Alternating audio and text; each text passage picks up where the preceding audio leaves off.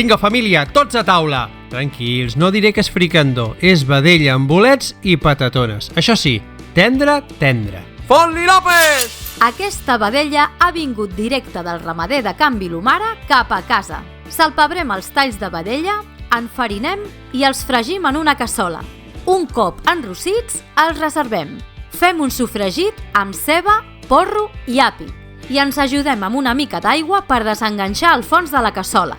Afegim mitja cabeça d'alls i una nyora.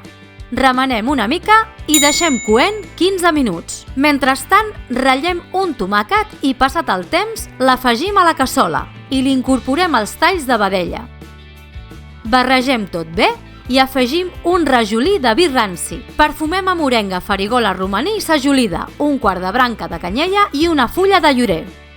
Cobrim amb 1 litre d'aigua, baixem el foc i deixem fent xup-xup durant 40 minuts. Passat el temps, donem la volta als trossos de vedella i traiem la nyora per fer la picada final. Afegim els bolets, en el nostre cas rossinyols i camagrocs, la pastanaga i les patates escapçades. Remenem una mica, afegim 500 mil·lilitres més d'aigua i deixem fent xup-xup 20 minuts més. Tastem la salsa i afegim sal al gust. Per últim, incorporem la picada i ho deixem uns 10 minuts. Aturem el foc i gaudim d'aquesta vedella amb bolets i patates. Salut i bon menjar!